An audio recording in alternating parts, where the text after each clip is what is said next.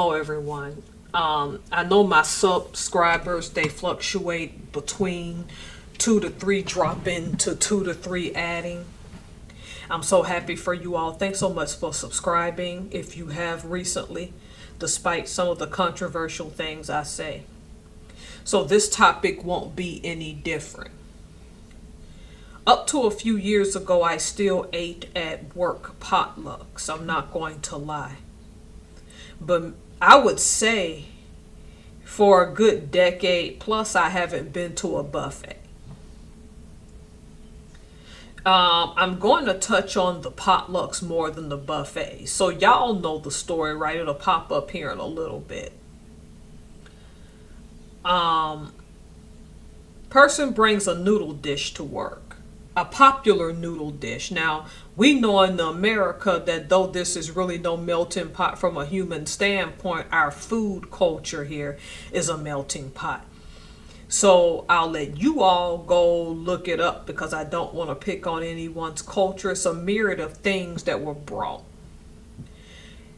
This could have or couldn't have been a potluck, but the point is that 46 of this person's co-workers, I don't know if this person is included, got sick, and emergency medical had to come out to the factory where they all were. And all of the people were found to be non-critical, non-life-threatening injuries, or whatever you want to call it, non-threatening something as a result of eating this dish. We can thank the Most High for that. I'm glad that everybody is okay. I remember a job I worked where I had somebody that was like a mentor to me. And this person didn't play with you. She put the fear of God in you about bringing nasty food and being less than sanitary. But y'all know how it goes. You'll go to these jobs. You won't eat at potlucks and you get the proverbial dirty looks. And I asked one employee, and he doesn't really know that he's the one that changed my mind at my last job why I don't eat at potlucks anymore. And he brought up something, and then I started to notice it shortly after. It's like, no, I just can't eat it. People just be going in the bathroom. You never suspect, just don't wash their hands. I said, that makes sense.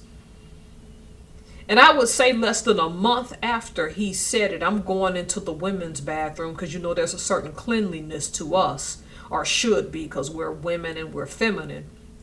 And I'm seeing women walk right out of those stalls and straight out the bathroom, not washing their hands. Then I begin to start being suspicious about potlucks. You have one at every job, and I'm no exception. Oh, bring a dish for goodwill. The concept of it is a beautiful concept because you get to eat that dish, probably share recipes and things like that. Tara just don't do the potlucks anymore. Now, this is a me thing. I'm not going to get into the weaponizing food when your coworkers don't like you, although that can be a thing depending on where you work and things.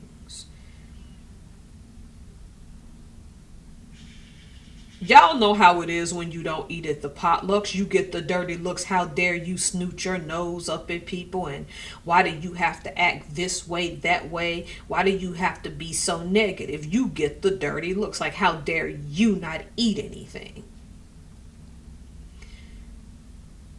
What people miss the trick on that I don't, because I clean my kitchen with Lysol. I really do. I got that antibacterial thing. Each time I cook a meat, I keep that sink clean, I keep that microwave clean, I keep the stove clean. You can know that you're clean at your own house, but you don't know what other people do at their house. And then here you are eating these things. And you really only know those people from your transactional relationship at work. You really don't know them. Look, if you want to still eat at potlucks, I'm not telling you not to, because what happened with that noodle dish is a fairly rare thing. And we know most people can be clean. But to me, where my mind goes, if I'm in an environment where I know a majority of people probably don't like me anyway, I'm not eating off you. I don't even take water from people that I don't trust. And I know that's drastic, and some of y'all like, you crazy. You can take a bottled water even with that cap closed. There are ways to probably tamper with that bottle. I just don't trust people like this anymore. Me personally, if I ate that noodle dish and I liked that person, this is one of those things that no matter how much I like you, it would be difficult for me to eat off of you after this. Even if that person didn't know that the chicken in that noodle dish was tainted, it would be hard for me. I'm speaking for me right now, because I know this is a fairly controversial topic, so I know some of y'all gonna come at me. That's a one and done for me. Because I take my body seriously, me now trying to go mostly carnivore. I said mostly, I still have treats. And drinking lots more water and having smoothies and things. And in the morning, just having my hard-boiled eggs. I've been doing some breakfasts, the American breakfast as a treat, but very rarely. Just because a person cooked a dish at home don't mean their home was sanitary. And it may not even be that person. They may be unknowingly shopping at a market whose meat practices are derelict, and you bring that meat home. And you don't know it's tainted or poisoned because some unscrupulous meat monger, excuse my burp, who knows this, sold it to you anyway. Now, I'm not saying I'm not being paranoid, telling you to be paranoid and suspicious again, but you got to consider these possibilities, unfortunately. A person who can claim to like you can get there and poison you by accident, or poison you on purpose by selling you something faulty. And if he was sold faulty meat and the person knowingly sold it to him, now it's in a dish that transferred and made 46 people sick. It's just a me thing. I don't eat at potlucks. Buffets, years ago in Bremerton, right? Because I told y'all I live on the Kitsap Peninsula. That's the peninsula. If you look at the map of the state of Washington, it's shaped like a gremlin walking on water. So if you ever look at it, you can see it is right by Seattle. You can see the head like the hoof, and you can see the feet like the peninsula like it's creeping on water. That's the shape of it. So if you ever look at a map of Washington, that's what the Kitsap Peninsula looks like. I call it the gremlin walking on water. Okay. So we had a Sizzler, right? And I hadn't seen a Sizzler since I was a kid, because they closed them all, I think, by the mid-90s when I left Alabama. So I didn't see another one until I was 25 and came to the state of Washington as a sailor, okay? Well, I was 24 going on 25 at the time. Man, that food was good, because I think there's still some Sizzlers around, but they're very sporadic now. There was one incident, because Sizzler on their salad bar would have a small hot bar to the side.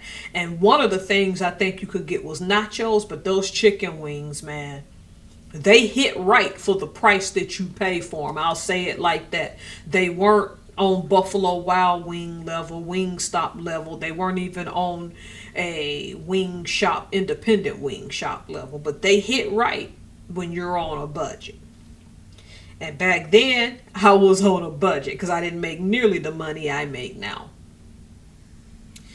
Go to the buffet. It was a Saturday or a Sunday. My husband takes me. I'm going to walk towards the chicken wings because that's what I go. I swear that's one of the number one reasons I went for the salad bar, so I had chicken wings. Well, the salad too, because I was a big salad head at the time. Young boy goes and then touches them, and that was the end of it for me. And that's when it clicked to me, because it never had previously. That's when it clicked to me now. That's the downside of buffets, because his mother sitting there knowing that this child was going to reach for them wings, and she could see the look on my face like, how dare you not use the tongs? Why are you letting that kid? Then I'm sitting there looking at that salad bar, didn't think about it till after I ate the salad. How many people just go grab for that stuff and don't grab the tongs, and previously didn't wash their hands and don't practice hygiene? I know some people, oh, you sound so mean. No, y'all don't think about these things, but somebody else's lack of hygiene is going to cost you. I get why there's a movement to cook from scratch. I'm talking me personally, this is just a rant. I don't do buffets anymore, haven't for more than a decade. I stopped doing potlucks around 2022, and I don't fool with them. Y'all do what's best for y'all. But what I'm telling you is, if you are going to indulge in that, you better consider the consequences that could come from it.